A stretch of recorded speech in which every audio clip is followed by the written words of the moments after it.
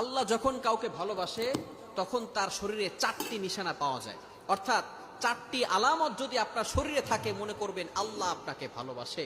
4টি নিশানা। 1 নাম্বার হচ্ছে যাদেরকে আল্লাহ তাআলা দ্বীনের সঠিক জ্ঞান দান করেন তাদেরকে আল্লাহ তাআলা মহব্বত করেন। নাম্বার 2, দ্বিতীয় নাম্বার হচ্ছে যারা বেশি বিপদে পড়ে আল্লাহ তাআলা তাদেরকে মহব্বত করেন।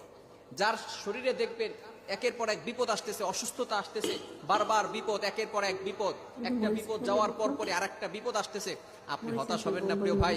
আল্লাহ তাআলা আপনাকে ভালোবাসেন। এই কোটি কোটি মানুষের ভিতরে আল্লাহ তাআলা আপনার প্রতি ফোকাস করেছেন, আল্লাহ তাআলা আপনাকে ভালোবেসেছেন বিধায় আল্লাহ পাক রব্বুল আলামিন আপনাকে বিপদ দিয়েছেন। মনে রাখবেন নবীদেরকে আল্লাহ তাআলা বিপদ দিয়েছেন। ইব্রাহিম আলাইহিস সালাম খলিলুল্লাহ এবং মিল্লাতা আবিকুম ইব্রাহিম, যিনি সকল মুসলিম উম্মাহের, সকল মুসলমানদের পিতা এবং সকল মুসলমানদের লিডার, নেতা। সুতরাং ইব্রাহিম আলাইহিস সালামকে আল্লাহ তাআলা সবচেয়ে বেশি কষ্ট দিয়েছেন।